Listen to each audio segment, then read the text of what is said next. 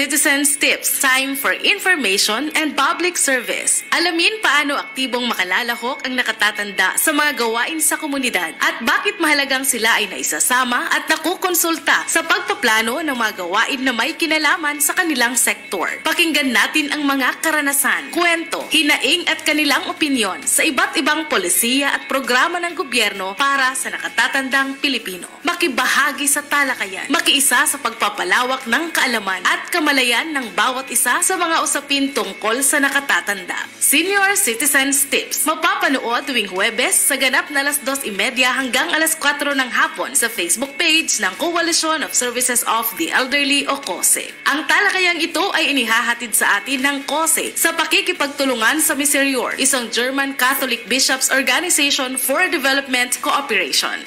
At ngayon, narito na ang bagong episode ng Senior Citizens Tips. Ayan, magandang hapon mga ka-seniors.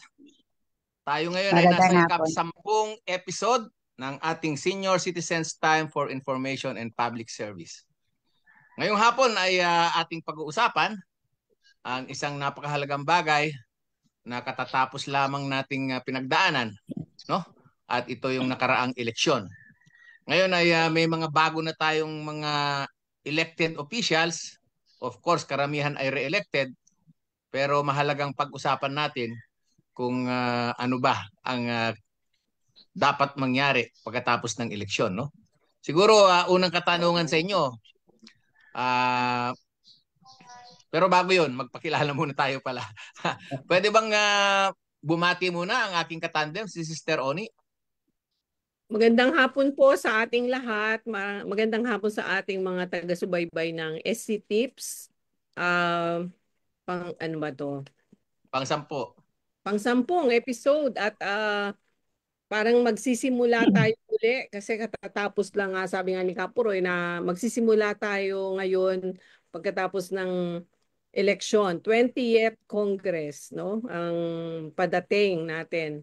At marami tayong mga panukala siguro sa darating na Kongreso at Senado, no? Sa mga seniors. Kaya subaybayan natin ngayong ating 1.5 hours na diskusyonan. Yan. So pwede bang bumati? Sunod si Manay Choy Arabejo. Pakilala po kayo at bumati. Hi, good afternoon everyone. Syempre, good afternoon CM Toro. You're supposed to be here at Locsin Hotel today. And because of these tips, no, kaya wala ka dito. Anyway, I will be leaving in a few seconds, in a few minutes. So magandang hapon at lalo na sa ating mga lolo at lola na nanonood sa Luzon, Visayas at Mindanao. At ito napaka-interesting at napakagandang topic na pag-uusapan dahil this is about the just concluded democratic process, which is the elections, last May 12. Ang dami natin na-observe.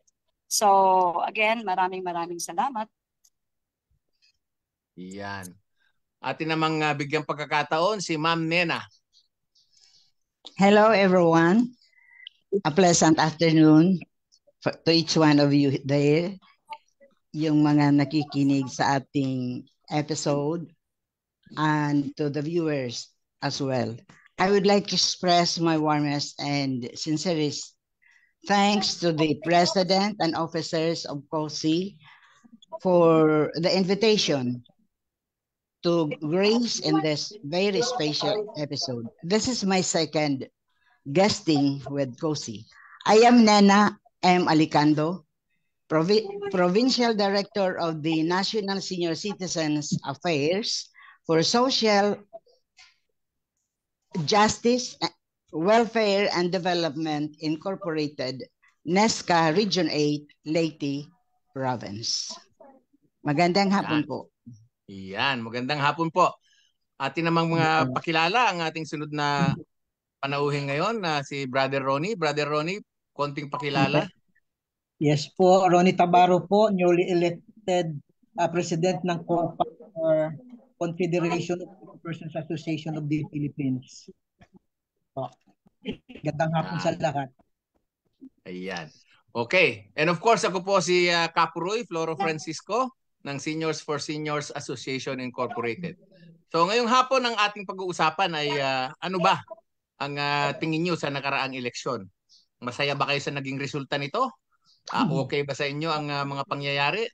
Pwede bang mapakinggan ang inyong mga niluloob sa inyong naging karanasan sa nakaraang eleksyon? Lalong-lalo na tayong mga seniors na maraming napahirapan nung araw ng botohan. Sinong gustong maunang magsalita? Manay Choy, mauna ka na kasi aalis ka yata. Yes. Okay. Actually, no, nung nag-usap kami ni Ms. Ruth about this topic, sabi ko very timely dahil marami kami talaga personally na nakita sa baba, lalo na sa mga communities itong election natin. At yan, si PD Nena alam niya yon because we were really all around the region, Region 8 and the provinces of Region 8. At nakikita talaga namin na I would say na hindi ganon kalinis yung ating proseso. Pero para naman sa nakatatanda ay i-expect natin kung ano ba ang resulta nito, what is the significance o kayang epekto para sa mga nakatatanda itong election natin. I would say dito sa aming sinuportahan not the local candidates but yung ating alam mo yun Sir Floro, di ba? We really supported the Congresswoman nila Cruz Magsaysay being the representative ng ating mga na ating lipunan. So we do pocket meeting of campaigning kasi nakakausap sila mismo at sila ay nakakausap tayo. Nakakapagtanong sila kung ano ang kanilang gusto. So, ang tanong ko lang kasi dito, tama ba ang naging desisyon ng mga bumoto? Kasi nakakausap sila mismo at sila ay nakakausap tayo. Sila kung ano ang kanilang. So, ang tanong ko lang kasi dito, tama ba ang naging desisyon ng mga bumoto? Kasi nakakausap sila mismo at sila ay nakakausap tayo. Sila kung ano ang kanilang. So, tanong ko lang kasi dito. Para may feedback.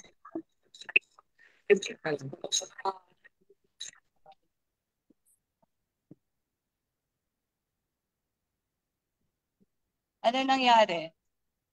Nagkakaroon ng feedback. Sige, tuloy lang. Oo nga. Well, nasa na ba ako huli? Sabi ko, ang tanong ko dito, tama ba ang naging desisyon ng ating mga nakatatanda sa pagboto ng kanilang mga kandidato, 'di ba? Kasi very evident and very obvious yung vote buying dito sa aming probinsya. At nakikita namin, in fact, yung mga tao doon nag-aantay na lang kung kailan sila pupuntahan at bibigyan ng pera. So this is not something na isa-set aside natin. It's happening. Okay, so sabi ko nga sa aking mga kasama, kung ako pala dito ang kakandidato, hindi ako mananalo, Sir Floro, kasi hindi ako magbibigay ng pera. I will not be buying votes for them to vote for me. So sana ito ay magsilbing lesson sa ating mga pumipili, sa ating mga botante. Huwag natin tingnan doon kung sino nagbibigay ng mas malaki kasi parang bidding doon bidding sino ba ang kandidato o ano bang party list na makakapagbigay ng malaking pera para bilhin ang kanilang mga boto. So I think si PD Nena can also expand on that kasi kami talaga nandoon kami sa baba sa communities. Thank you. Ma'am Nena, ano masasabi nyo? Ang sinaglaway na na election May 12, 2025, it was really very, very frustrating and disgusting kasi may mga na-elect na leaders na hindi fitted sa position. It happened because of massive buying and selling of votes. Iyan ang nangyari. So, kahit wala ho bang mga taga-subaybay doon at nagmo-monitor ng mga practices na ganyan? Wala. It happened in broad daylight talaga. Inihahatid ang mga ang mga pera. Oh. Alam nyo, Floro, yung mga tao, kahit na hindi nila kaalyado, binibigyan left and right. Kaya iyon ang nangyari. Magkano naman ang pinamimigay? 50 pesos, 100, depende sa kaya ng politiko. Wow. Sige, 500 and 1.5, di ba? Roy, pwede Hindi magtanong kay Ma'am Marichu. Sa mga sige, sige. Yes, Sige, Oni. Go ahead, Oni. Yes, Ma'am Ma'am Marichu, Oni. si Ma'am Nena, wala po bang, di ba meron tayo mga COMELEC officials naman sa mga regions, ganun. Wala po bang nakarating na mga complaints tungkol dyan sa sinasabi nating vote buying? Wala talaga. Bakit po kaya? Tolerated yung pagbibigay. Yes, actually wala. Tolerated yung pagbibigay ng pera. At saka, yes. Yes, Oni, actually, hindi lang mismo dinadala sa bahay-bahay. So, ang nangyayari doon, yung mga residents, they wouldn't go out anymore. And they will just stay at home to wait doon sa mga ibibigay. In fact, no, meron talagang namigay ng malaki, as much as 1,500 doon sa local officials and 2,000 for that matter. Malaki ito eh. This is a big amount na ibibigay para doon para lang manalo or para lang makabili ng boto. Which is ang mahirap dito kung ikaw ay bumili ng boto. Kasi parang bidding to eh. Ano ba, sino ba mas malaki ang maibibigay? Ang mga tao kasi, parang kung sinong malaki ang ibibigay, doon sila. Diba? Even if alam nila na by heart, hindi nila gusto yung kandidato. So this is what happening. Yeah, and I think, ang problema nito, sabi nga ni PD Nena, in broad daylight yan, no? So it is being tolerated. It is already a tradition. Hindi ito sasabihin mo ngayon lang nangyari ito. Kung hindi, a tradition already that every election time ay ito na yun, inaantay ng tao yung pamimigay. So you could just imagine sa local candidates, no, ilan yan? 2 partido, ang mayor, so sa probinsya, vice mayor, ang 8 councilors. So ibig sabihin, ilan yung mamimigay na yun? Opo. So sa probinsya, ang sinasabi mo, Ma'am Marichu, talagang personal ng politiko ay binibigay ang mga pera. Kasi ang observation... Yes, Ma'am Oni. It is happening. May mga watchers, no? Kasi po, observation lang din, meron mga iba na in the guise of parang ayuda eh.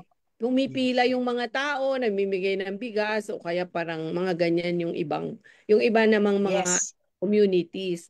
So, kumbaga, nakatago ng konti. Hindi siya parang pamigay na kundi parang ayuda ang dating, no? May ayuda, bibigay na ayuda dito sa court, ganyan. Tapos pumipila ang mga tao. Hindi mo naman masyadong makikita kung ano yung politiko, mga colors na lang eh. Wala nang masyadong pangalan, no? Kulay-kulay na lang. Exactly, Ma'am Oni. Kasi ito pang pinakamasaklap dito, no? It happened doon sa Region 8, sa Tacloban City mismo. There were candidates who came to the province, to the capital city, you know, at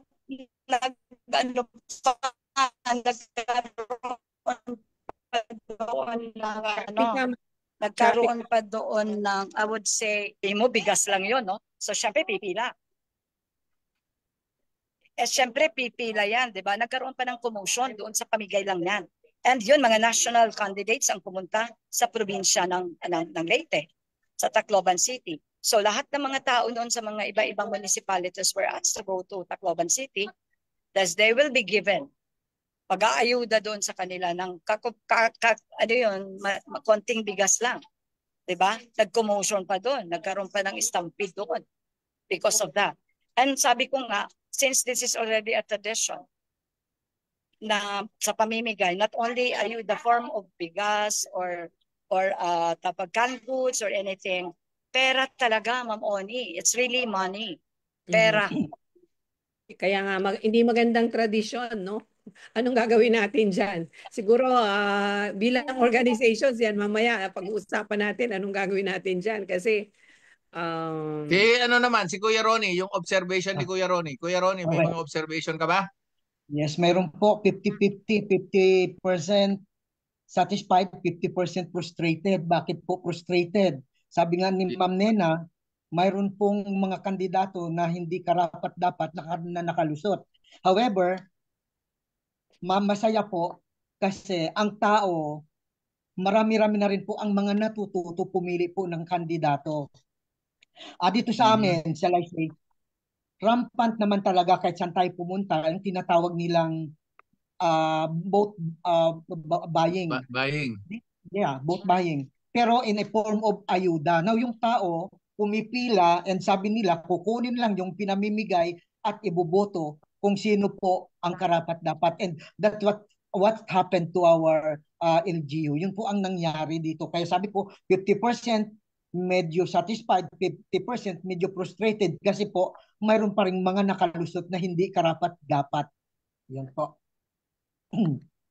So Okay. natuto na sila kasi kinukuha lang po yung ayuda, and of course they have freedom kung sino po yung kanilang pipiliin o ibuboto. Yun. Wala namang mga gulo, wala namang mga commotion na nangyari.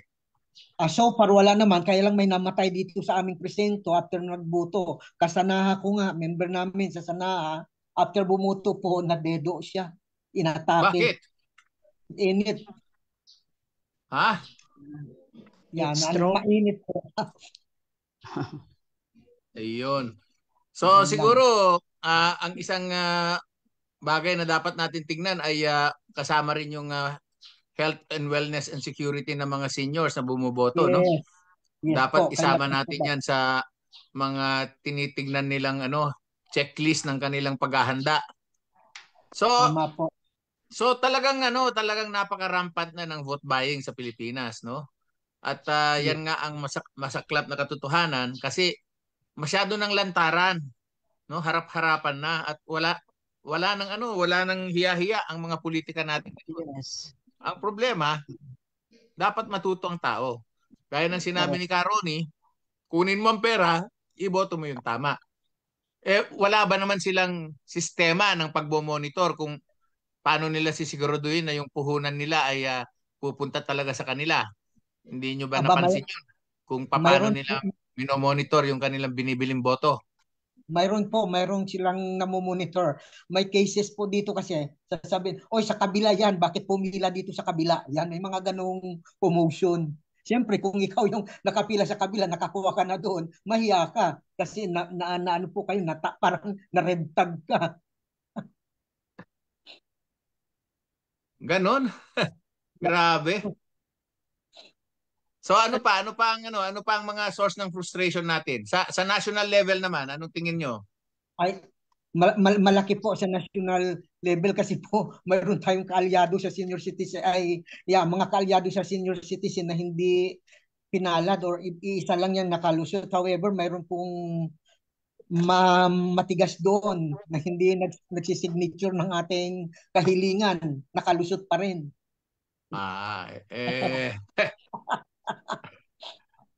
Talagang ganun. Pero at least nakita niya na malaking kawalan yung kanyang boto sa seniors kasi nasa kulelat siya at muntik pa siyang mawala sa istorya. No? Sana ay ito ay pagkakataon para simula ng isang pagbabago kasi may nakita tayong mga konting pagbabago, no? So, anong masasabi nyo sa naging resulta ng national elections lalo na sa senatorial slate? Kontento ba kayo? Anong tingin nyo? May pag-asa ba tayo magbago Pilipinas? Masaya ba kayo dun sa mga nanalo at mga hindi nanalo? Pwede bang malaman ang inyong opinion? Well, for me, medyo 50-50 pa rin kasi yung mga datihan na dati wala namang ginawa, bumalik pa rin. No? We are looking for something new, kung baga bagong putahe na maihahain at mapakinabangan ng sambayan ng Pilipino, lalong-lalo na po yung mga nakakatanda kagaya po natin. yung concern po nilang hinahanap natin. Mhm. Ka-Floro, para sa Sige. akin, Oo, Ma'am ano, Nena. wala ako talagang maaasahan sa mga napiling mga bagong ano. Kasi mga old yun na mga politicians na bumalik. So they will be using those strategies if ever they sit in the government. Aha. So, hindi kayo masaya na may mga nakapasok ulit katulad nung Bam Aquino at saka yung Kiko Pangilinan? No, except those two. They are really good politicians. How about yung ano, yung naging dala-dalawa na ang pamilya na nandyan sa loob? Napansin ba ninyo yon? Yes. Masaya ba kayo dun sa resulta na yon? Hindi, kasi may mga batas naman na hindi dapat ang clan na mag-run for the different positions in the government. Pero ang tanong ko, bakit ina-accept ng COMELEC ang kanilang application forms? Dapat sana dininay na para wala ng gulo. So, ibig palang sabihin, walang kwenta ang COMELEC natin? Isa pa nga yan. That is just my opinion. Ikaw, Ma'am Oni, anong palagay mo? Ano bang kailangan nating reformang gagawin sa COMELEC? Actually, maraming mga pagkatas ng eleksyon, ang dami-dami ng issues na lumabas, no? Kinu-question ngayon ng ibang mga grupo yung resulta ng eleksyon. Ang tingin nila, 'di ba, may hindi maayos na proseso ng pag-submit ng mga election returns. May parang over-voting at saka under-voting yata doon. Yun yung mga lumalabas sa mga ngayon, mga issues. Tapos, medyo pinupuri nila yung COMELEC kasi may mga iba pinupuri yung COMELEC kasi medyo mabilis yung eleksyon. Pero yun na nga, sa ngayon, hindi pa natin masyadong nabubusisi ang resulta talaga. Pero yun, tama yun. Yung una, magkakapatid ang nasa magkakapatid ang mga nasa Senado at saka pamilya talaga. Grabe. Sabi nga, banggitin nyo para naiintindihan ng mga tao, baka hindi nila naiisip Pakibanggit nyo nga. Bilyar plus bilyar. Kaya ikaw, magbigay ka ng bago. Tulfo plus Tulfo. Yun. Ikaw, Ronnie. Mga Soto. Hindi, isang Soto sa Soto po, local yung Cayetano. Yes. Cayetano, tama. Ang mga Duterte doon sa Kongreso, di ba? Recto. Recto. Pero natalo. Meron akong nabasa na na pinost niya talagang sinuklay niya yung resulta hanggang sa local elections. Biro mo, karamihan ng probinsya, karamihan ng bayan. Mayor ang tatay, vice mayor ang anak, mayor ang asawa, konsehal lahat ng anak. Ganun nakatindi. Bakit nangyayari yan? Bakit pinapayagan natin mga mamamayan? Ano bang dapat nating gawin para mabago yung kalakaran na yan? Sige, babalik tayo dun sa natin, sa mga organisasyon siguro. Pwede nating balikan si Karoni tsaka si Ma'am Nena. Ma'am Nena, paano kaya yan? Kasi ang daming issues no? Sabi tama, PCIJ yun yung investigative journalism yata yung nagsuklay na sinasabi mo, Kapuroy, no? Inano nila, obese, sabi niya, obese ang ating ang ating dinastiya. Dati konti-konti lang, ngayon na sobrang tumaba na ang ating dynasty. At malaki yung implikasyon kasi katulad niyan, nag-away ang magkapatid. Nakakarating hanggang sa national issues Di ba? Dumarating hanggang national Nag-away yung magkapatid na Marcos, tapos naapektuhan yung buong bayan, no? Nag-away yung Marcos doon sa probinsya, yung yun, sa Ilocos, di ba? Ganon-ganon naaapektuhan ang ating mga mamamayan. Away pamilya minsan, hindi naman away tungkol sa kapakanan ng bayan, naaapektuhan ng lahat. Siguro yun yung isang glaring na epekto ng dynasty, no? Isa yon, no? Alam naman natin hindi rin perpekto ang mga pamilya. Yung away ng pamilya minsan umaabot hanggang sa issue ng bayan. Ayan. Ano pa? So anyway, ngayon mayroon na tayong mga bagong halal na naman ng mga opisyal. Ano ang tingin nating dapat nating gawin? Paano natin maisisigurong itong mga ito ay gagampanan nila ang kanilang mga tungkulin at hindi ang tungkulin nila sa pagpapayaman ng kanilang mga pamilya?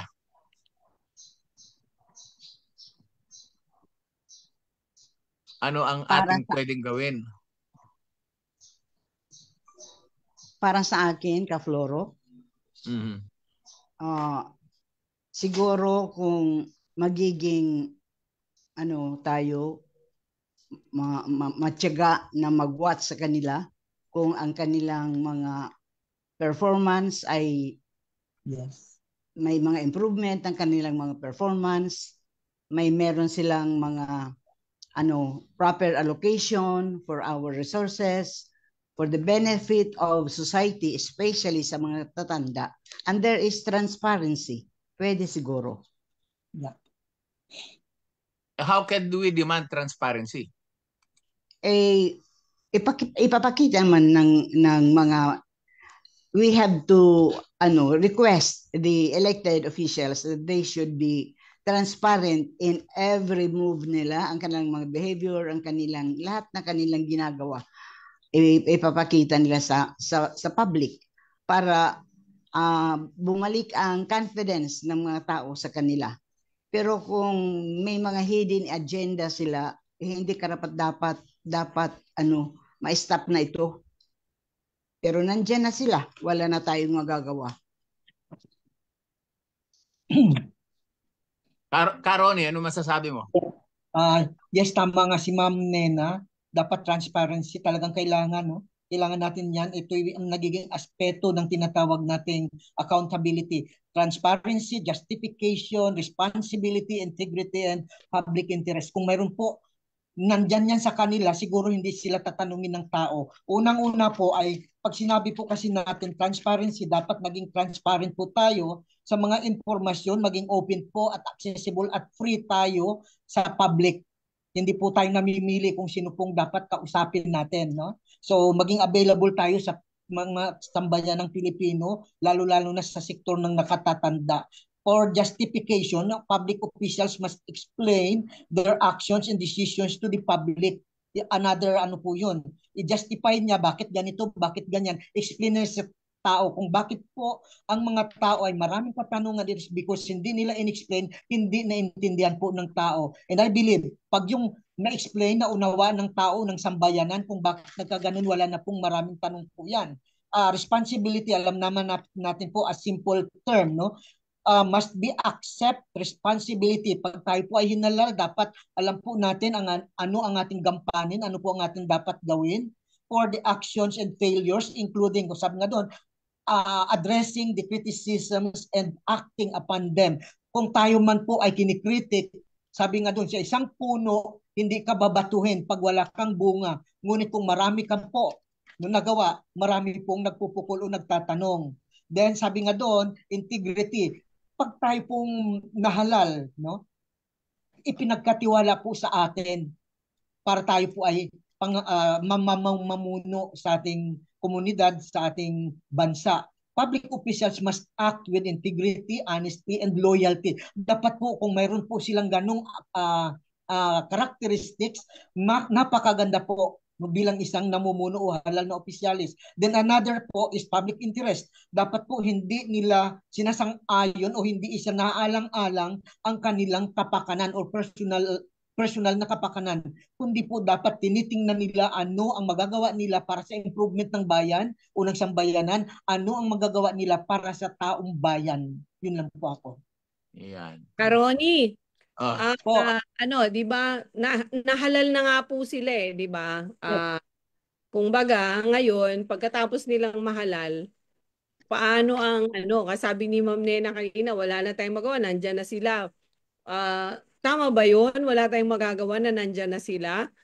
O ano yung pwedeng gawin ng mga organisasyon ninyo Yes. natin, no? Sabi natin at yes, Ma'am Oni, ganito. Sabi nga natin kanina, transparency.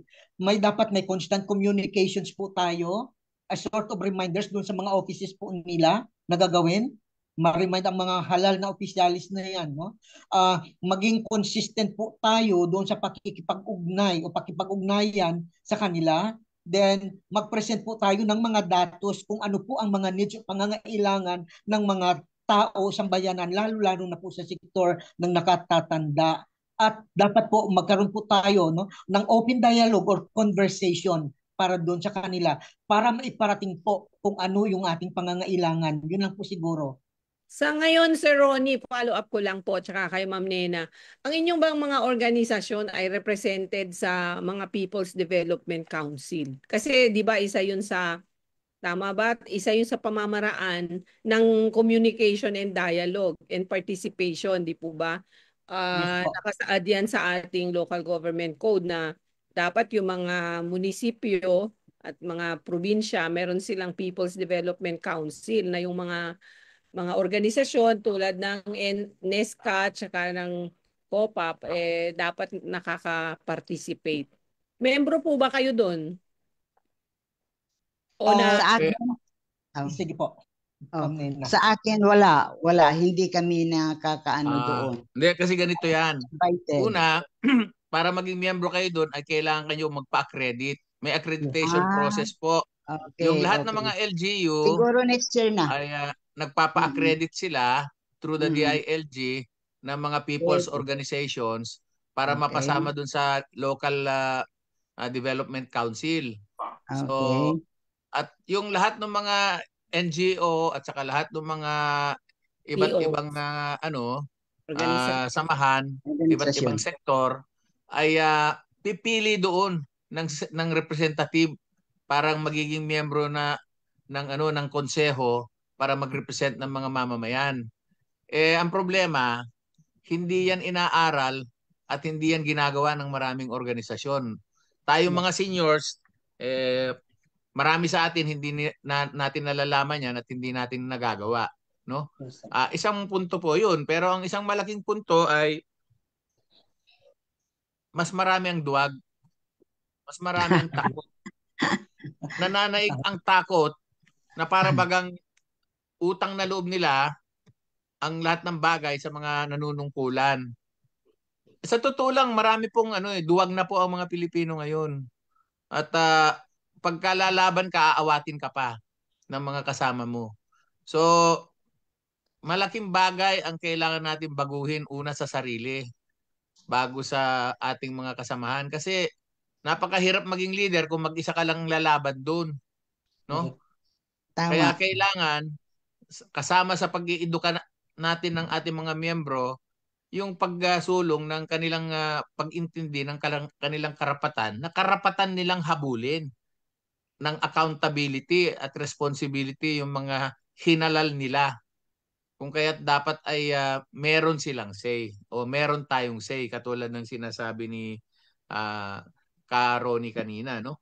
Dahil yung nga yung tanong bilang leader ng mga organisasyon ng mga nakatatanda, anong pwede natin gawin? Anong pwede natin gawin para maisulong ang tunay na pagbabago sa pamahalaang lokal hanggang sa pambansang pamahalaan? Paano tayo kikilos? Floro. Ang ating mekanismo? Sir Floro. Ayan. Yes po. Sir Floro.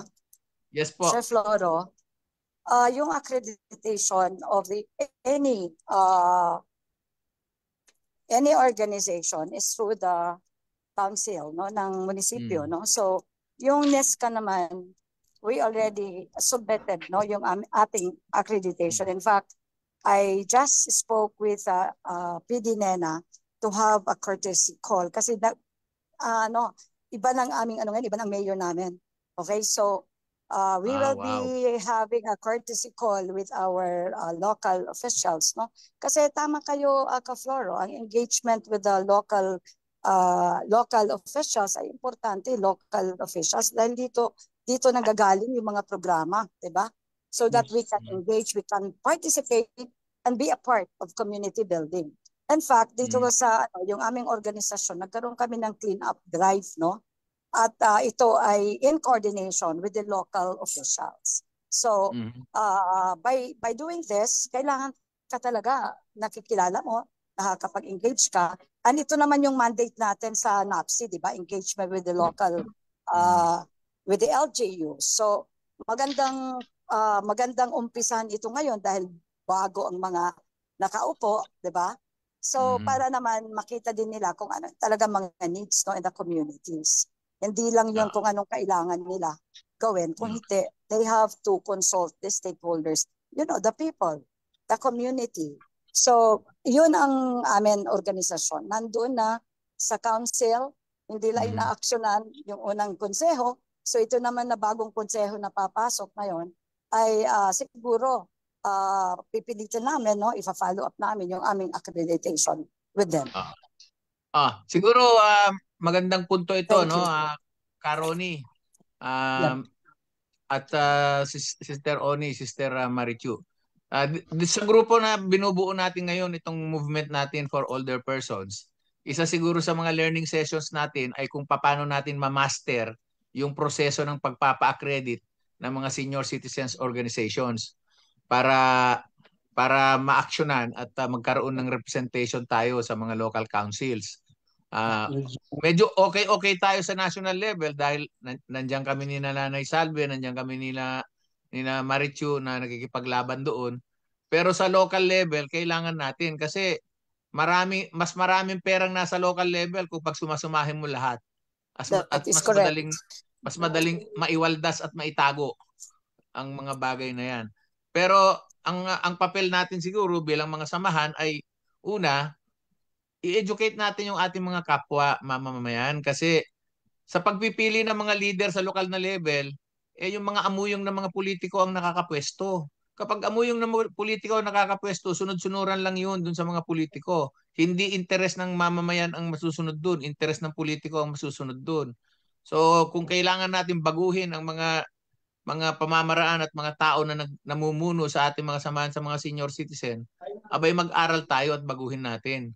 Kasi hindi natin ma-attain yung ating gustong pagbabago kung ang mga alipores ng mga politiko ang namumuno sa mga samahan ng mga senior citizen. Yun ang at least sa ating sektor bilang mga senior citizen, sikapin nating baguhin yung sitwasyon. Simula pa lamang sa pagbubuo ng organisasyon at sa pagpipili ng mga namumuno ng mga samahan ng senior citizen, no? Sige, pero bago tayo magpatuloy, bigyan natin diin ang mga chat messages, no? Pwede bang Sister Oni, pakibasa mo nga ang mga bati ng mga kasama?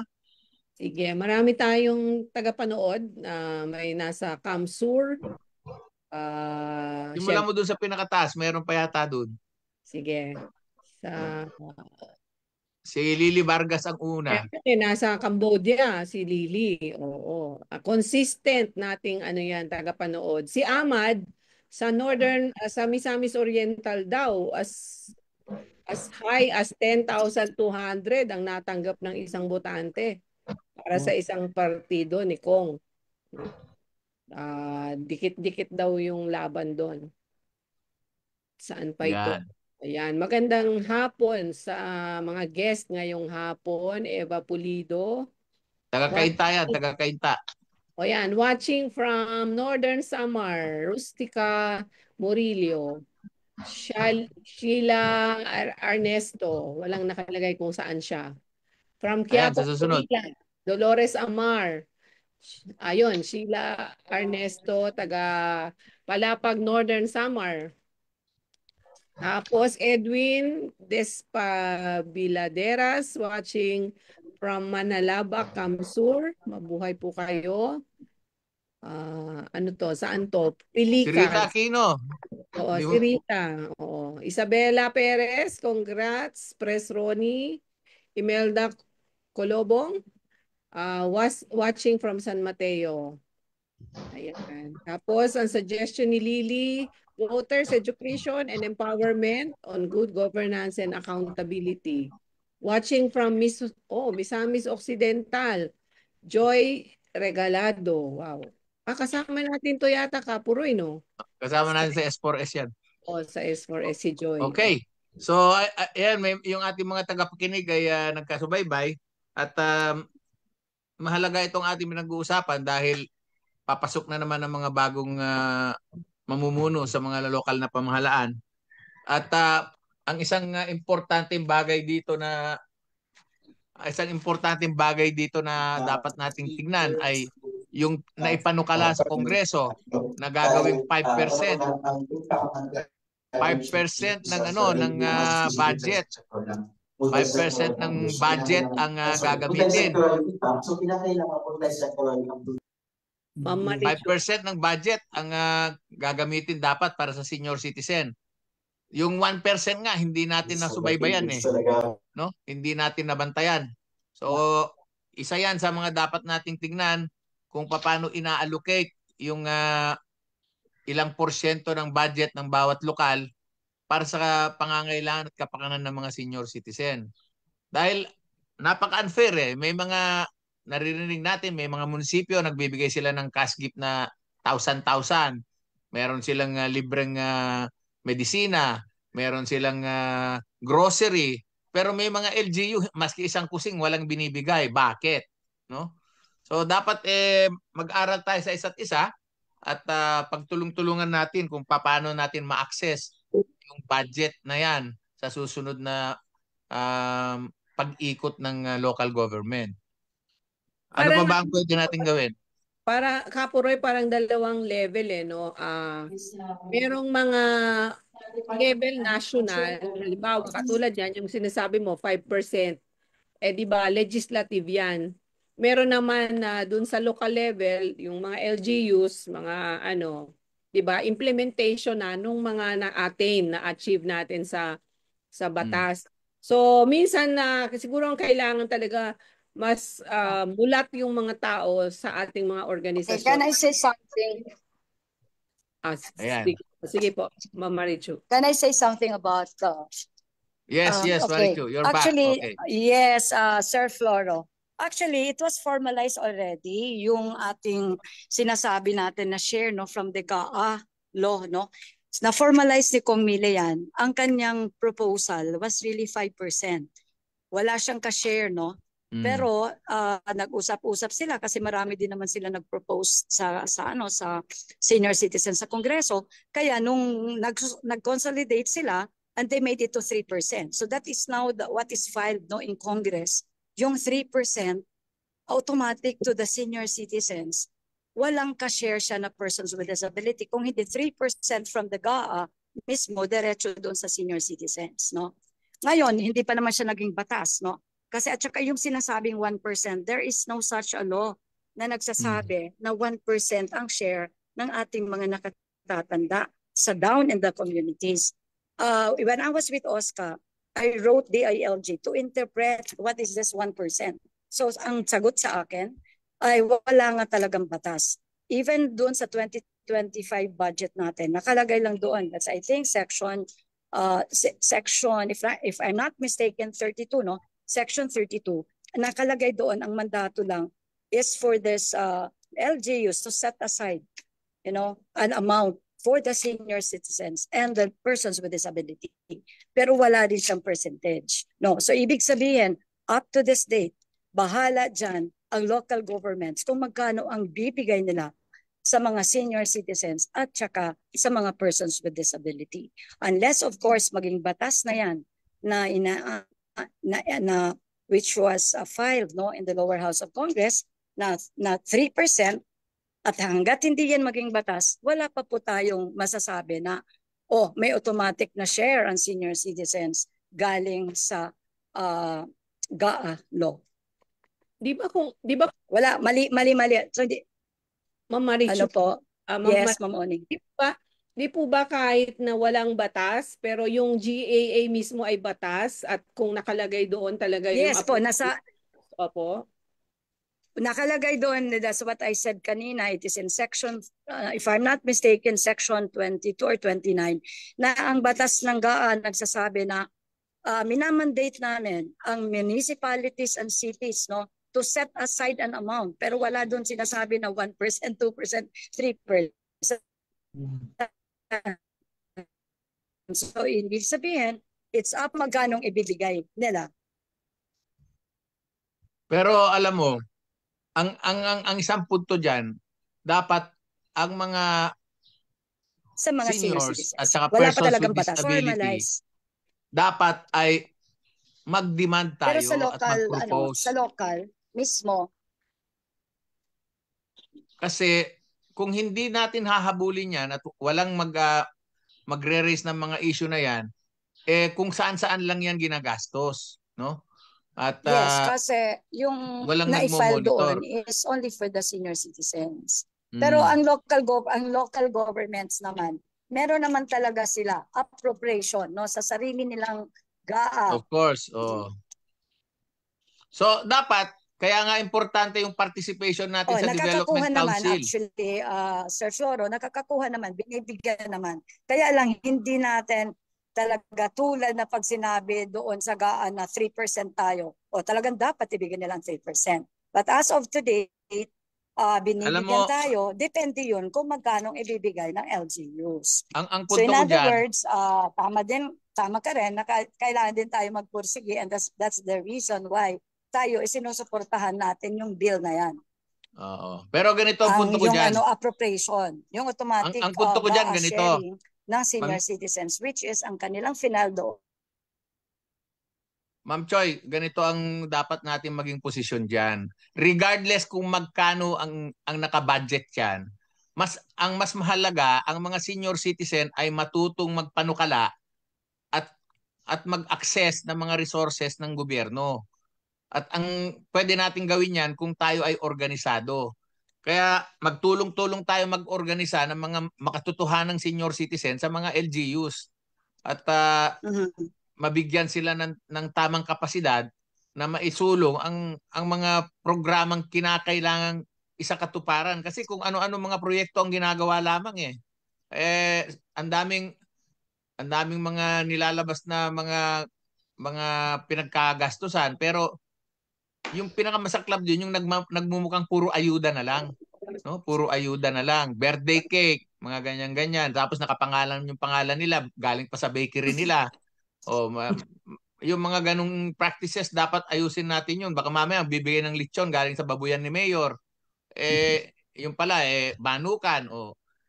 Yun yung mga dapat natin tinitignan kasi yung mga ibang senior citizens ang gusto lang nila ay magsayawan, magkantahan. Okay din yun, no? Pero sana magkaroon din ng concern para dun sa mga nangangailangan na matulungan at mabigyan ng lalong-lalo na yung mga walang pensyon at walang pinagkakakitaan. Masakit nga nito, Kapuroy. Halimbawa, meron akong isang example. Merong isang grupo ng mga seniors, gumawa sila At saka, Sir Floro, bago ka naman makahingi ng share.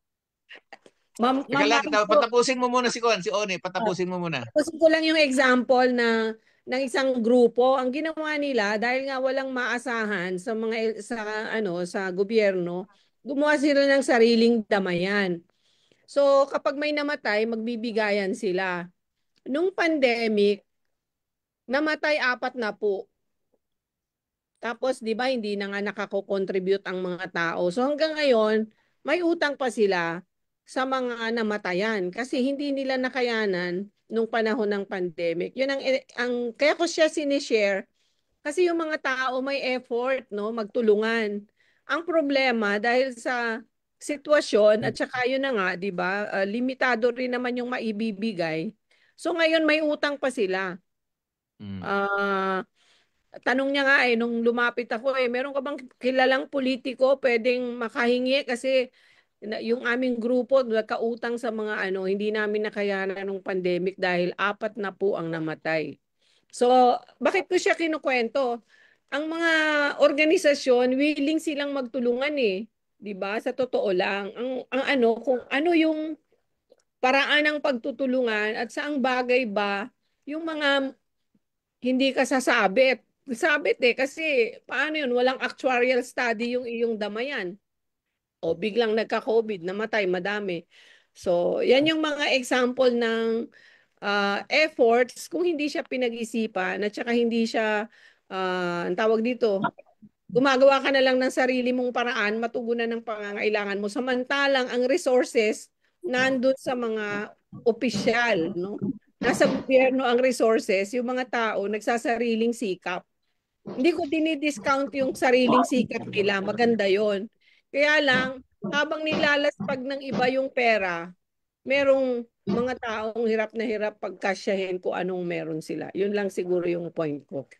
Okay. Actually, yung program na yan, Ka-Floro, programa talaga yan ng some of our chapters sa organisasyon, yung mortuary. Pero dapat alam din ng mga ating mga lolo at lola na pag may nangyari yan, meron po yan sa DSWD. Nasa batas po yan that they'll be given 2,000 pesos, 3,000. And there are some LGUs na malaki ang binibigyan nila. So it's not that walang tumutulong. Kung hindi, baka hindi din nila alam na meron silang benefits na makukuha tungkol dito sa issue. May kabilang panig yan, kabilang panig yan sa sinasabi mo. Ma'am Oni, no, na ang programa na yan,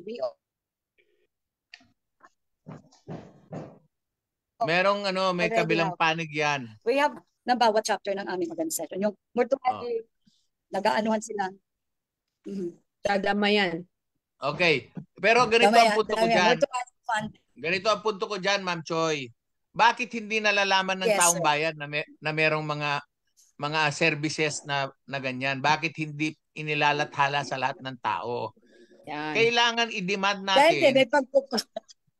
I-demand natin sa mga LGU na dapat alam ng buong bayan kung ano yung pwedeng makuha sa kanila. Kasi merong ngang naka-allocate pero inilalaan lang nila sa kanilang mga kaalyado. Hindi nila pinamamalita pero meron pala, no? Yan ay kulang sa impormasyon, no? Kulang sa impormasyon ng gobyerno. Ito lamang PhilHealth, itong universal healthcare Hindi nga na-access ng maraming tao itong libre consult Hindi nga na susubaybayan kung paano nauubos ang pera. Yung OPD. Yung outpatient. Hindi pinag-aaralan ng mga organisasyon.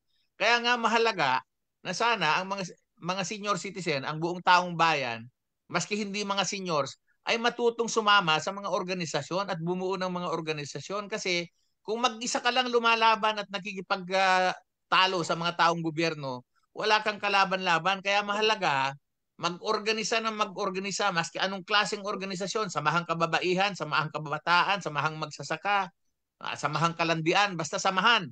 Marami kayo. Pwede kayong dumulog kay mayor, hindi ka nag-iisa para hindi ka naduduwag.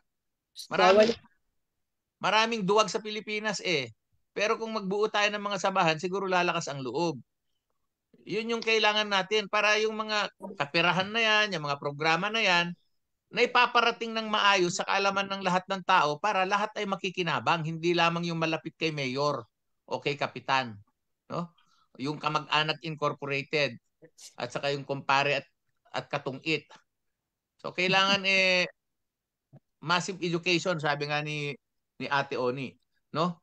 So saan yung mga karanasan? Meron na ba kayong naging karanasan na i-demand yung accountability sa mga local government officers o public officials? Meron na ba kayong experiences na ganun? Na ipaglaban ninyo at hiningi ninyo yung accountability? May mga karanasan ba kayong ganun? Siguro pwede naman hindi yung demand, no? Hindi yung demand na parang, oy, iulat nyo naman. Pero when I was with OSCA, kasi meron mga... Sige po. Sige po, Ma'am Marichu. Sige, bauna ka, Marichu. Okay, when I was with OSCA kasi, when I was with OSCA, there were a lot of complaints. So lalong-lalo na yung mga namatay na. Tapos, hindi pa na ililibing, di ba? Tapos, yung social pension mismo na hindi pa nila natatanggap. So we demanded. In fact, the DSWD, I stood up in the plenary at para ma-account sila. Dahil yung ating social pension program dapat talaga ibinigay yan always on the first week of the month, of the first month of the quarter. No? So namatay yung senior citizen, there was a delay in the cash out. So buhay pa yung senior citizen at that time when they were supposed to give and do the payout. Until namatay na yung senior citizen, hindi pa siya nakakatanggap. Yung mag-payout ngayon, patay na siya. Na the social pension program kasi para yun sa mga buhay lang. But doon talaga ako mismo sa NCRDSWD, talagang tumayo talaga ako doon. At sa awa naman ng Diyos ay nabigyan. So this is about accountability and their mandate mo. So I think yung mga sinasabi niyo doon sa local communities naman kasi medyo meron pang takot din ang ating mga nakatatanda. So this for me, ito yung banda to, ito po yung that's where OSCA comes in. Kasi lahat ng information dissemination manggagaling sa OSCA. So kung yung ang OSCA head naman ay wala rin kaalaman, ay dito nagkakaroon tayo ng problema. So ito yung tutukan natin, and I think being in the local communities, no, siguro ito yung gagawin namin sa aming organisasyon and be able, to access the services of our local government. In fact, PD Nena, when I arrived there, di ba, nasabi ko na sa iyo yun 3 days ago that we will have a courtesy call with our new mayor. Yes. Opo. Yeah, meron dito, Kapuroy, sabi ng isang kasama dito, Ma'am Rustica Murillo, pwede ba sa, anong sabi niya dito? Dito sa Northern Samar, yung 1% SC share from LGU, wala kaming kaalam-alam kung saan napupunta. Kung ano ang pinagkakagastusan ng OSCA, kasi sila ang may karapatan na gumastos at walang kaalam-alam ang federation. Sabi ni Ma'am Rustica. Sige. Merong suggestion si Imelda Colobong, no? Mamoni, meron lang ko idadagdag doon, no? Nilang share. They have to submit, no, their plan, their project. Hindi yun ibig sabihin na ito yung for example lang there is already a law that says na yung share natin 3%. Hindi yan basta-basta yung share na 3% ibibigay sa atin directly. Yes. Ibig sabihin, balikan ko lang, no? Yung sinasabi mo na walang alam, naniniwala ako dyan, siguro 80% hindi nila alam eh. No, pero ganito yon. Ang LGU kasi, hindi sila magbibigay hanggat wala kang AIP or plan and programs.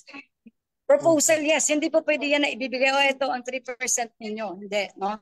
Ibibigay yan pag ikaw meron ka, nag-submit ka ngayon ng action plan mo. Nawawala ka. O kung anong proyekto na gagawin mo. Now, ito lang ang this is the repercussion. Kasi ang nakakatanggap lang are the officials. Diba? Yung mga opisyalis ng isang the entire population of the senior citizens use these funds. Hindi lang yung mga officers sa 10. Kasi itong nangyayari and this is very true. Ibibigay nila doon sa federation o sa organisasyon ng local, pero hindi yan para pangkalahatan. Doon lang sa mga officials na kakain sila, kung saan-saan sila mag-outing. This is not good. So when I was with OSCA, I made sure na meron silang plano, meron silang proyekto, meron silang programa kung saan gagamitin yung pera pangkalahatan. Thank you. Okay. So ang suggestion dito ni Miss Colobong, dapat daw ay ipaimbestiga sa COA, no? How the funds are being used. Sa totoo lang, merong auditing ang COA sa lahat ng mga LGU. Pero ito ang napansin ko, ang ate ko COA eh. Ang napansin ko sa mga auditor ng COA, takot sila sa mga mayor, takot sila sa mga gobernador, takot silang gampanan ang trabaho nila. Sa totoo lang, hindi talaga sila nakakapag-audit pagka politiko ang kaharap nila. Barangay captain nga lang, takot sila eh. No? So paano yung mga COA na yan? Ang ino-audit nila yung mga maliliit na tao na hindi kayang lumaban, pero yung mas malalaking ninanakaw hindi nila na-audit. No? Malaking bagay din ang problema natin sa COA. Maraming mga local government projects na overspending pero wala kang naririnig na report. Pero pagka merong isang maliit na empleyado na nakawaldas ng konting salapi, nakukulong, no? Yun ang malaking problema natin. Kaya nga, kung sama-sama ang mga organisasyon, mga senior citizens, at tayo ang mag-o-audit, baka mas malakas ang loob natin kung marami tayo, no? Kasi ako tingin ko, pag senior citizen na, hindi na takot mamatay yan. Malapit naman na talaga silang mamatay.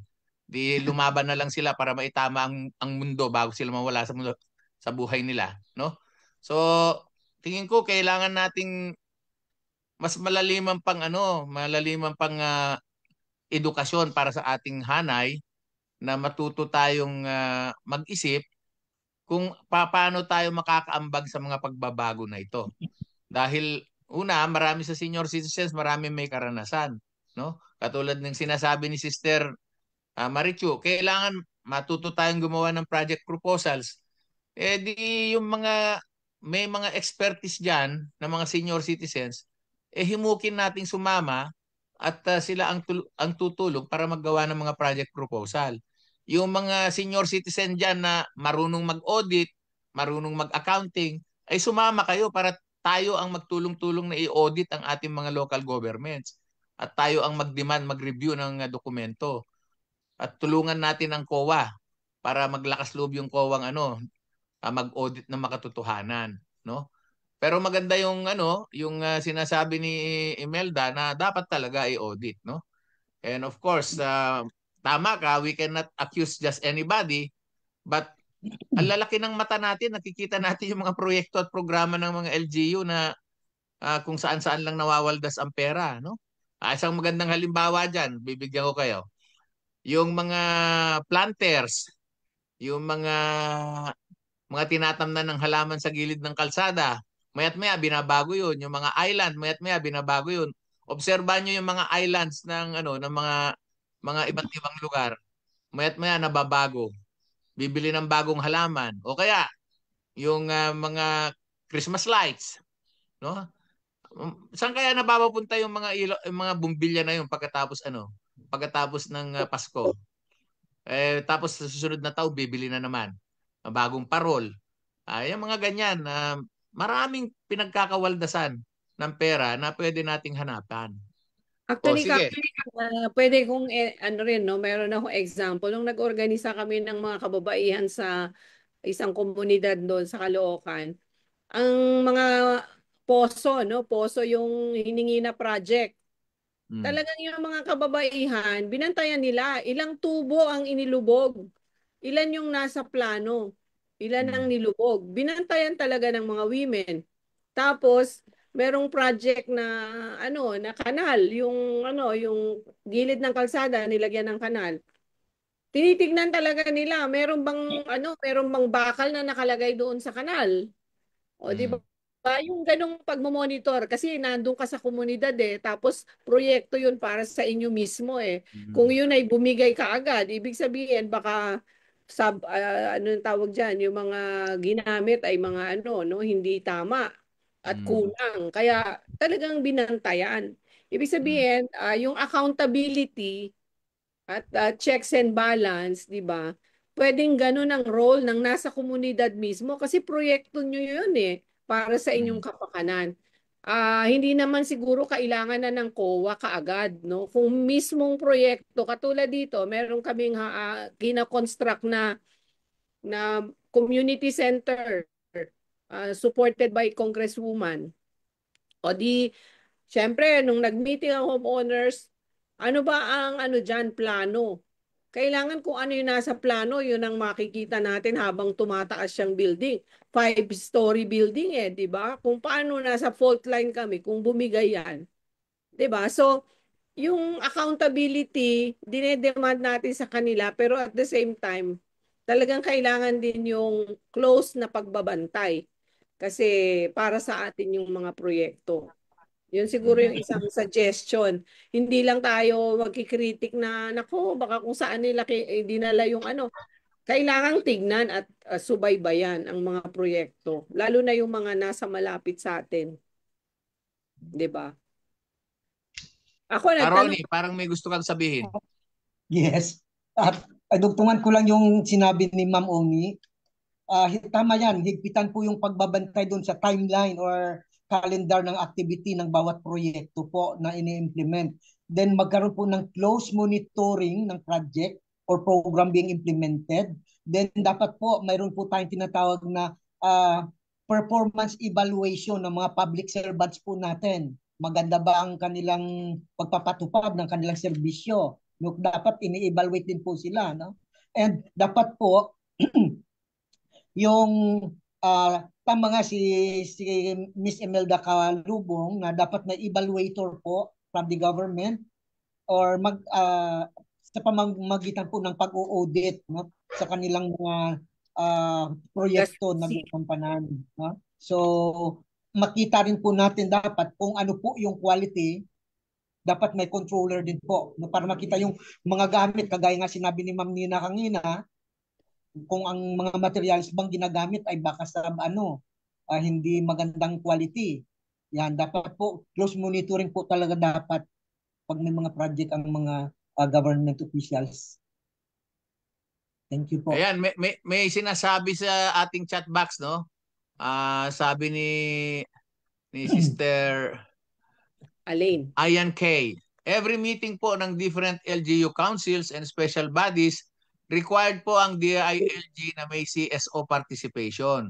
The senior citizen organization po can participate in every meeting para maging aware sila sa LGU plans and they can give suggestions, recommendations concerning senior citizens. Yan nga po yung yung dinidiin natin na sana mga senior citizens organizations natin ay magpa-accredit at magpa-recognize. Actually, maski hindi ka kasi pag na-miss out mo yung accreditation process, pwede ka pa rin mapa-attend sa mga meeting as a recognized organization, no? Pwede ka makipagbalitaktakan at makipagdiskusyon sa mga meeting pero hindi ka kasali sa botohan. Yun yung sitwasyon doon sa mga CSOs na hindi nakapagpa-accredit. Hindi kayo nakapagpa-accredit ay hindi na kayo pwedeng sumama sa mga pulong, no? Pero mas maganda accredited kayo kasi pag magkakaroon ng botohan, pwede kayong bumoto sa pagdidesisyon. At ito yung mahalagang punto na bago natin habulin yung mga audit na yan, sa pagpaplano pa lang, pagpapanday pa lang ng mga gustong gawin, dapat kasama na tayo kasi baka mamaya simula pa lang nakikita na natin walang kwenta pa na yung pagkakagastusan, di kontrahin na natin. So that's our mandate as the NAPC, engagement with the local government units. So medyo yun tayo some of those with NAPC. May feedback ka, Shu. Okay. Yeah. Ma'am Nena, ano po ang kumusta Ma'am Nena ang naiisip ng inyong organisasyon diyan sa probinsya ninyo? Paano ang pag-upo ng bagong mayor? Paano ang mga balak ninyong ihain sa inyong courtesy call?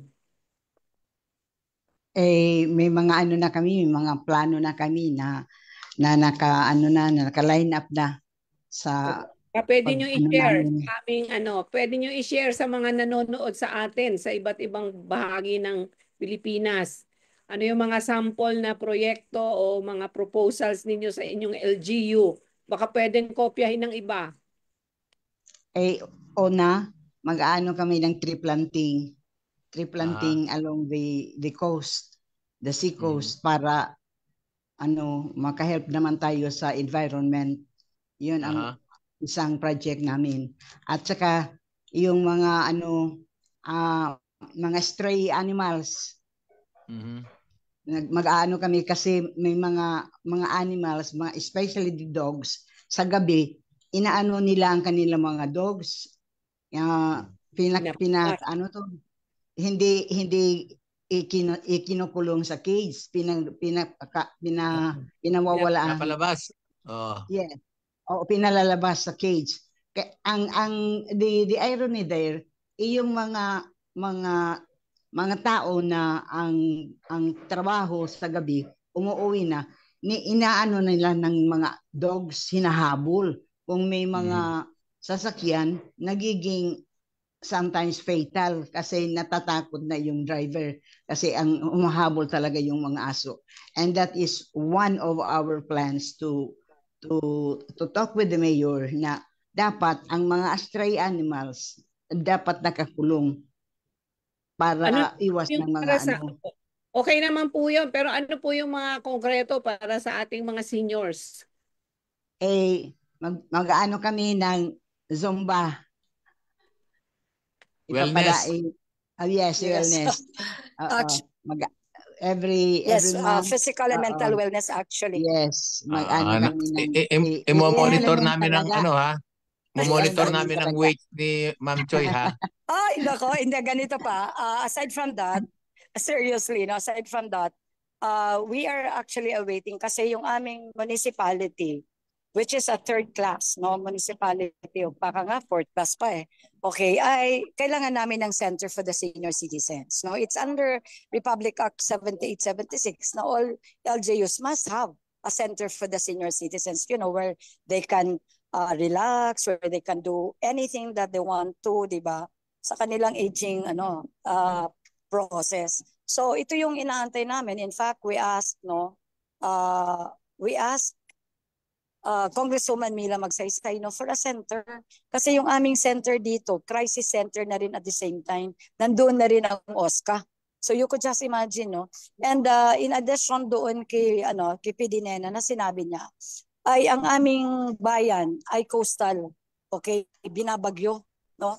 So kailangan resilience rin kami, no, sa DRMM na kung paano din we want to be a part, you know, of this program, ang mga senior citizens. Kasi alam mo naman ang pag-rescue ng mga senior citizens, ibang klase yung pag-rescue sa kanila. We have attended a seminar on this at engagement also with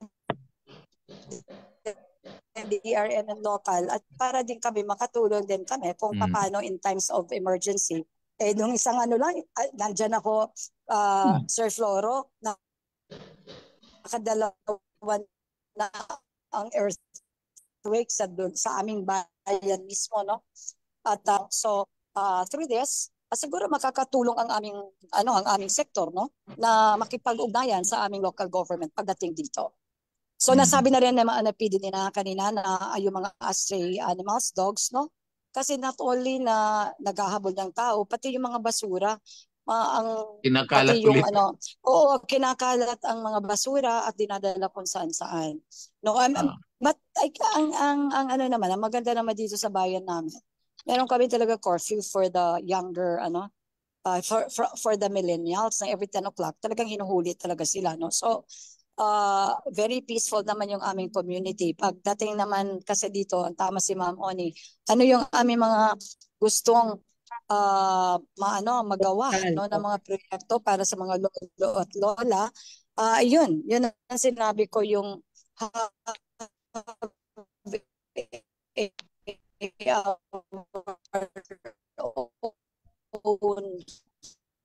Choppy ka, Ma'am Marichu. Pero yung isa pang our own sanctuary, which is the Senior Citizen Center, dyan mismo sa bayan namin. Yun nga eh. Ma'am Marichu, na-choppy ka po. Anyways, I'm still choppy. Choppy pa rin ako ngayon. Ha? Choppy pa rin ako? Oo. Pero narinig nyo kanina yung aming mga plans and programs. Oo, nakuha namin. Yes, Ma'am Oni. Narinig ko po yung center kasi nung last episode natin, tungkol siya sa isang project ng community ng Seniors Care Center sa Northern Samar. Merong project, may pilot project po yung COSE at saka ang provincial Municipal Social Welfare Development Office. Meron silang care center for the elderly. Dementia? Yung may dementia pa yung sinimulan nila. Cases, Pero yes, it has been there. 4 months na daw sila nag-start. sinuportahan ng, kasi wala silang pagkain tsaka yung ibang mga needs. So parang naging partnership with the Social Welfare Development Office at saka ng COSE. Pwede yung silipin yung kanilang pilot project. Opo. Yes, that's in Qatar, man. That's about 8 hours away from Ay, malayo pala. our Pero province, no? That's in Northern Samar. Oo, that's 8 hours going there, 8 hours coming back home. Pero magandang proyekto yan. Magandang proyekto. Silang mga figures senior para ang episode. Anyways. Okay. So anyway, mga abandoned na senior citizens. So magandang proyekto din yan na para sa mga natin, para sa ating mga lolo at lola na inaabandona ng kanilang mga families. O sige, pwedeng pag-usapan naman natin dahil may mga bago tayong mga mambabatas at panahon ng pagpapanday ng mga batas. May mga nakikita ba kayong mga mungkahi na dapat ayusin o isa sa batas o mga babaguhin sa mga umiiral na batas? Ano ang mga tingin nyong dapat nating isulong dito sa mga bagong halal na mga kongresista at mga senador sa usapin ng mga batas? Of course, nandyan na yung ating universal social pension, andyan na yung ating universal healthcare. May mga issue pa ba kayong gustong ipasok, no? Na dapat ay pagtulong-tulungan nating isulong sa mga mambabatas itong 20th Congress. Siyempre, ituloy yung ating yung mga na-file na kasi elderly abuse, diba? These are very significant programs na batas na dapat talaga isulong nitong mga bagong halal, no? Like for example, USP natin, there are still 2 sessions left, no? At sana naman si Senator Amy, nanalo naman siya, number 12, no? Na ito ay ilabas na niya, isulong na niya para maging batas siya itong before the end of this Congress. At para sa 2026, mabudgetan na siya. I mean, hindi niya na tayo kailangan eh.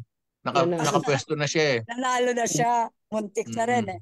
Pero ito pa rin ang dapat isulong. Ito pa rin ang huwag nating iwanan. We really have to stand up for this. Sige. Okay, yung universal social pension.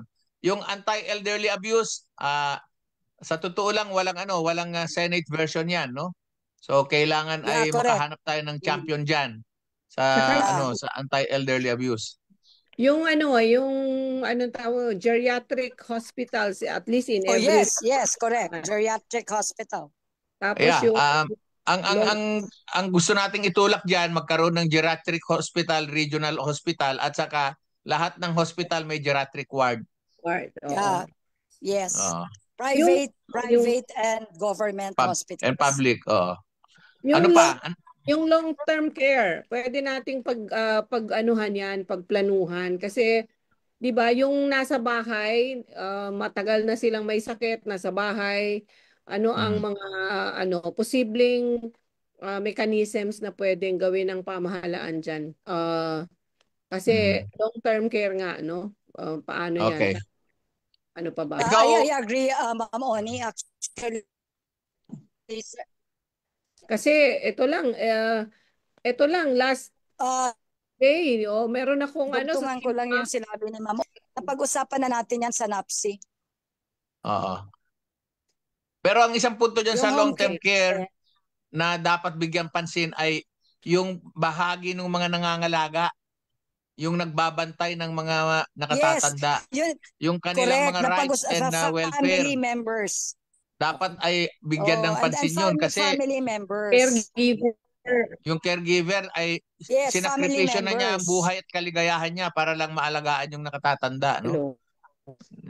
Nawalan na sila ng love life dahil nag-aalaga na lang sila. Should be, di ba, Sir Floro, napag-usapan natin yan sa NAPSE na kailangan naman meron silang compensation because some of those caring this elderly, so alam niyo ba,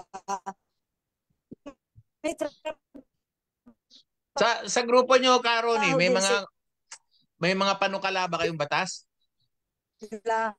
At wala silang maggawa kung hindi wala sa Topic na ulit. to take care. So dapat sila kino-compensate. We talk about this during our Yeah. The same idea po, Kapuro. Yung si doon Caroni naman. Yes. Sabi Ano ko, mga... the same idea po. Doon sa elderly abuse, geriatric hospitals, yung sabi nilang care, home care, or ang tawag na natin doon dapat ay recreation center among elderly. No? Kasi pag sabi doon, yung center wherein they can utilize, halimbawa may mga party or may mga pagpupulong, pwede po gamitin ng mga nakakatanda. Dapat po, bawat area or locality, dapat po may ganung center. Kumbaga gamit ng mga yan. Ang ano namin diyan sa S4S, yung daycare center at saka yung senior center pagsasamahin para may bonding yung lolo at saka yung apo. So magsasama sila dun sa daycare. At kasi pwedeng magturo ng storytelling alay yung yung mga nakatatanda No, pwede silang mag-book reading tapos pwede nilang turuan ng mga skills yung mga bata.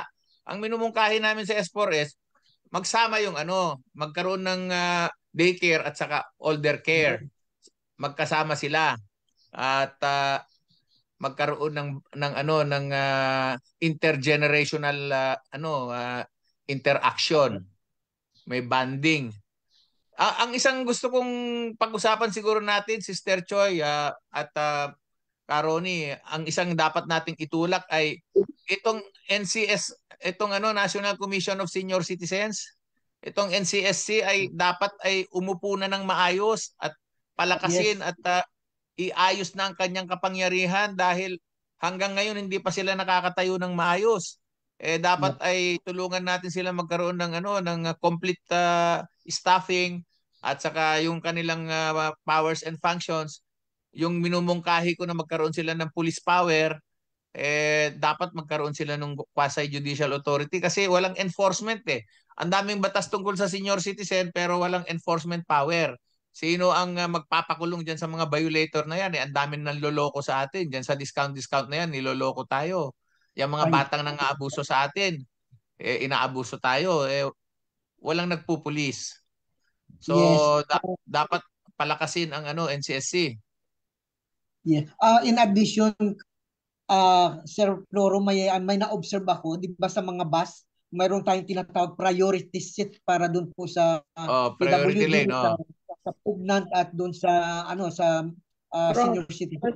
May mga hindi po ino-observe ng mga conductor po yun at driver. Most of the cases ako sumasakay sa bus, mga dalaga, binata doon sa unahan, yung mga matatanda nakatayo and then they don't mind kung nakatayo yung matanda o hindi. Sometimes pag sinita mo baka ikaw yung balikan Dapat po may nagpupulis po talaga. Yan dapat po para ma-implement ng tama yung batas na po yun. Actually, batas po kulang ng implementation. Oo. Pero kailangan tayo mga senior ay tumulong doon. Pag nakakakita tayo ng ganun, sisitahin natin. Sitahin mo yung gwardiya, sitahin mo yung driver, sitahin mo yung konduktor. Wag mong kausapin yung pasahero, yung driver at konduktor ang sitahin mo. Yes. Dahil sila dapat magpapairal nun. No? Sabi ko hindi sila enlightened. Oo. Siguro isama natin yan na magkaroon ng seminar ang mga ang mga driver at konduktor ng mga public utility vehicles para irespeto yung espasyo ng senior citizen at saka PWD. Dapat yung solid north ang kalampagin. Solid north na bus line? Solid north na party list. Diba? Akala ko bus line yung sinasabi mo Hindi, may party list na Solid North. Dapat sila yung kalampagin. Sila yung may-ari ng company, ng bus company di ba? Dapat sila. Sige, si Manang Nena naman. May ako sa yung amendments ng 2 Centenarian Act. Dapat na may mga karagdagan na benepisyo sa mga nag-iedad na 80, 85, ganyan. Hindi pa nga po nabigay. Hindi pa nga. Oo. Dapat maging strong ang CSC para mabigyan na ito lahat. Isa na ako rito na hindi wala nga ho silang tao eh. Kulang nga ho ang tao nila eh. Dapat ang DSWD naman, puro job order ang tao, no? Yes. Ito may sinasabi si Ma'am Joy Regalado. Non-enforcement of senior citizens discount on medicines and grocery items is a problem at the local level. While here, I still need to talk to OSCA and local officials. Bakit ganito? Nakakalungkot. But no one is enforcing even this basic need of senior citizens. So marami talaga sa mga LGUs at sa lalo na malayo sa Metro Manila hindi na i-enforce ang senior citizen discount, no? Ang problema diyan, hindi kikilos ang mayor kasi mawawalan siya ng mawawalan siya ng mga negosyante kung siya ang maghahabol sa kanila. So dapat ang magpapairal diyan ay NCSC at saka OSCA. Kaya dapat yung OSCA ay hindi under ni mayor para walang politikahan. No? Pag ang OSCA ay mananitiling under ni mayor, may politikahan yan. Yun, dapat isang pagbabago na dapat nating hingin na hindi magiging under ng mayor ang OSCA. Pwedeng magkaroon. Thank you Ma'am Joy sa sa suggestion mo po. Papalakasin talaga dapat yung mga senior citizens groups sa bawat probinsya. Misamis Occidental si Ma'am Joy. Oo, nagbabakasyon lang yan dyan. Taga NCR yan. Kasama natin yan sa Espores. Okay. So mga kapatid, malapit na maubos ang oras natin. Pwede bang huling pananalita na lang at mga huling mensahe?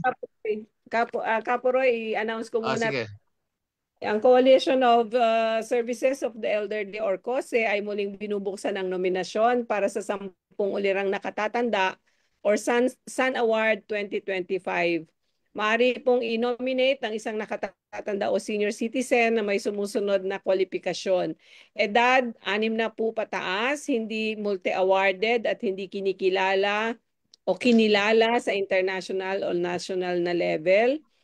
Nagsisilbi sa komunidad, organisasyon o tumutulong sa kapwa nang walang hinihinging kapalit o kabayaran sa loob ng 5 taon o higit pa.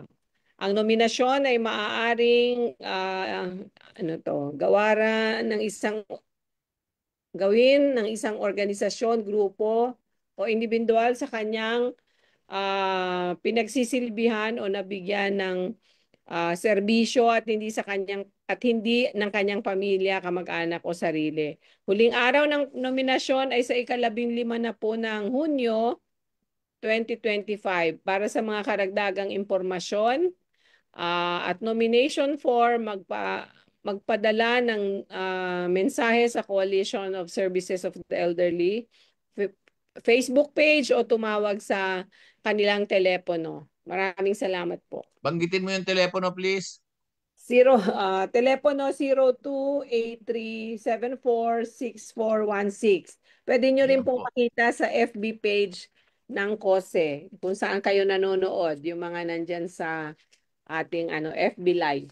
Okay. Telepono bilang 0283746416. Yan. Okay, huling mensahe. Sinong gustong mauna?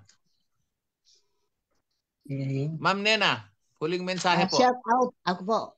Shout out to my Neskans in Leyte, Dulag, especially to Barangay Market Site. Good day to all. God bless the Neskans. Thank you. Yeah. Sir Ronnie.